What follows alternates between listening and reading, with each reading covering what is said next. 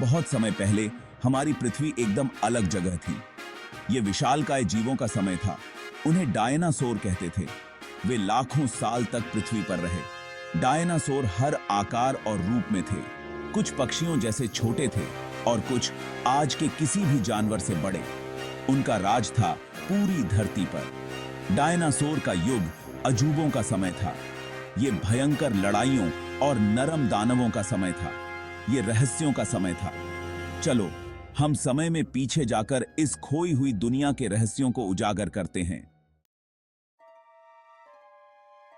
एक ऐसी दुनिया की कल्पना करो जो अजीब और अद्भुत जीवों से भरी हो।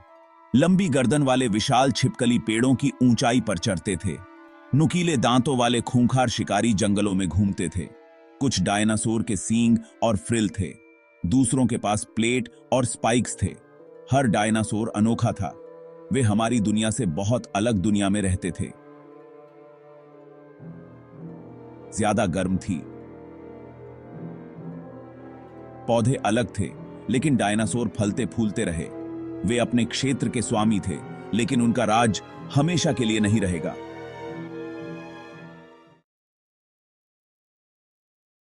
धरती के नीचे एक रहस्य छुपा हुआ था। एक क्रिस्टल ऊर्जा से धड़कता हुआ ग्रह के केंद्र में टिका हुआ था। यह अपार शक्ति का स्रोत था। यह क्रिस्टल कोई साधारण पत्थर नहीं था। इसमें डायनासोर की जीवन शक्ति थी। इसने उन्हें ताकत दी। इसने उन्हें इतने अविश्वसनीय आकार तक बढ़ने दिया। डायनासोर को क्रिस्टल के अस्तित्व के बारे में नहीं पता था। उन्होंने इसकी शक्ति को महसूस किया। वे इसके साथ तालमेल बिठाकर रहते थे, लेकिन भाग्य, जैसा कि अक्सर होता है, कि कुछ और ही योजना थी।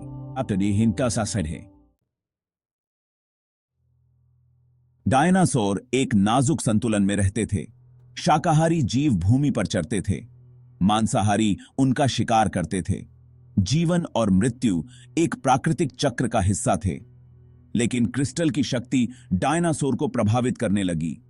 वे और मजबूत हो गए। वे और अधिक आक्रामक हो गए। प्रकृति का संतुलन बिगड़ गया। कुछ डायनासोर ने सीधे क्रिस्टल की ऊर्जा का उपयोग करना सीख लिया। वे अपने मुंह से आग उगल सकते थे। वे हवा में उड़ सकते थे। वे देवताओं जैसे हो गए। बाकी डायनासोर उनकी ताकत के आगे कांपते थे। भाग 5, लालच और संघर्ष। एक समय में सद्भाव में रहने वाले डायनासोर अब विभाजित हो गए थे। जिनके पास क्रिस्टल की शक्ति थी, वे और अधिक चाहते थे। वे आपस में लड़ने लगे। उनकी लड़ाइयों के जोर से धरती हिल गई। ज्वालामुखी फट पड़े। जंगल जल गए। डायनासोर का लालच उनकी दुनिया को नष्ट कर रहा था।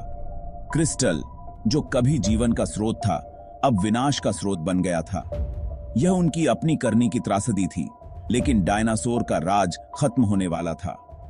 ब्रह्मांड में कहीं ज्यादा बड़ा खतरा मंडरा रहा था।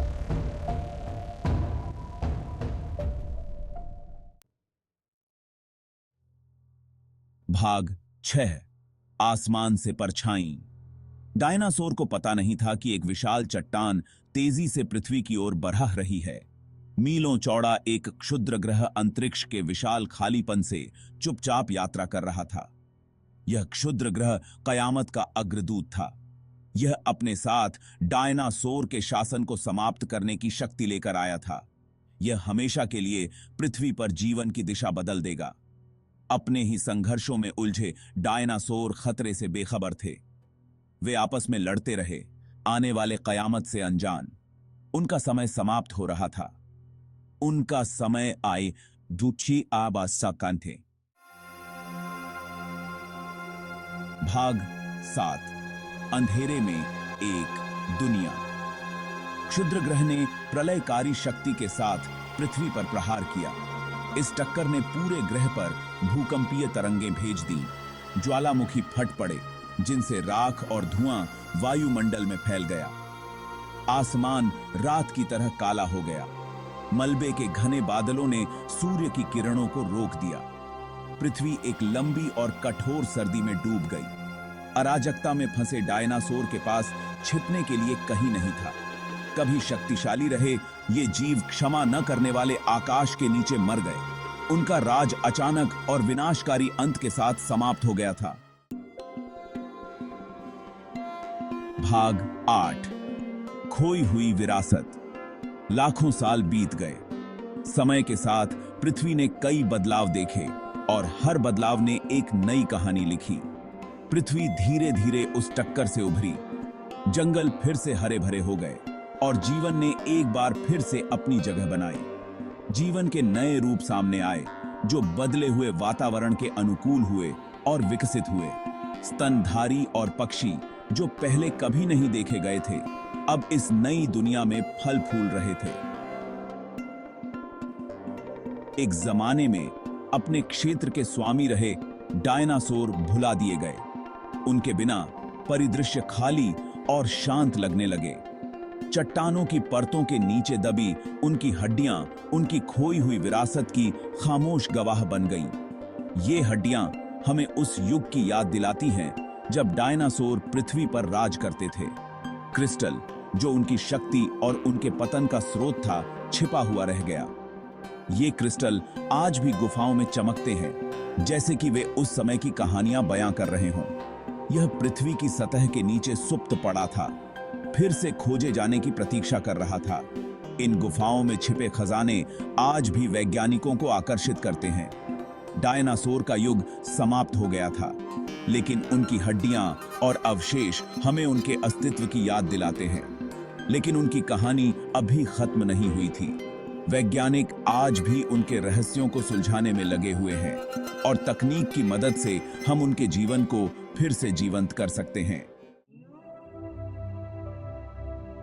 भाग 9, अतीत की फिर से खोज। आज के समय में वैज्ञानिक अतीत के रहस्यों को उजागर करने के लिए अथक प्रयास करते हैं।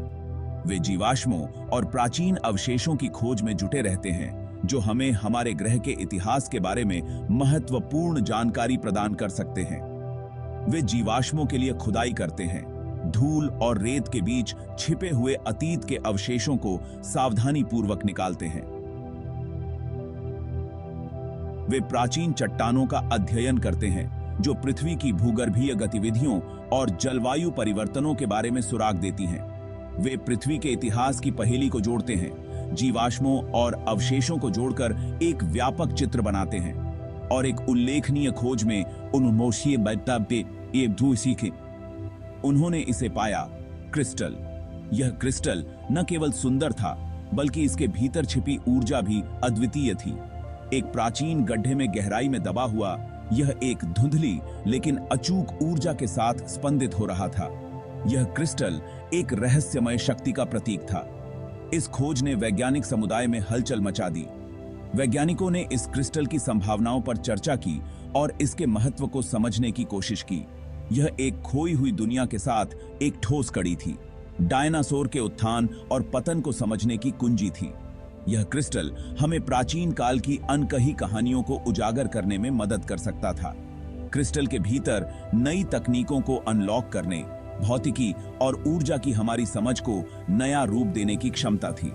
वैज्ञानिकों ने इस क्रिस्टल का उपयोग करके नई खोजों और आविष्कारों की संभावनाओं पर विचार किया। भाग 10, प्रगति की विरासत। क्रिस्टल की खोज हमें वैज्ञानिक जांच की शक्ति, ज्ञान की हमारी अतृप्त प्यास की याद दिलाती है। ये क्रिस्टल न केवल ऊर्जा का स्रोत हैं, बल्कि वे हमारे भविष्य की कुंजी भी हैं। वैज्ञानिक इन क्रिस्टलों के रहस्यों को सुलझाने में लगे हुए हैं, जिससे हमें नई तकनीकों और आविष्कारों की दिशा में मार्गदर्शन मिल सके। ये हमें हमारे ग्रह के अतीत से उस समय से जोड़ता है जब पृथ्वी पर दिग्गज घूमते थे।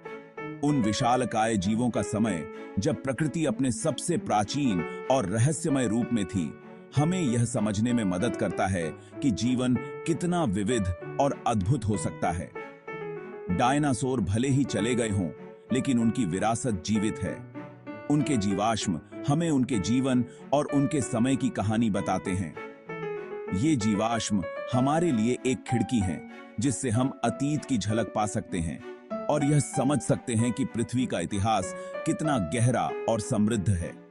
यह उनके द्वारा छोड़े गए जीवाश्मों में, हमारे द्वारा सुनाई गई कहानियों में और उनके विलुप्त होने से मिले सबक में जीवित है। ये कहानियां हमें यह सिखाती हैं कि जीवन कितना नाजुक है और कैसे एक पल में सब कुछ बदल सकता है।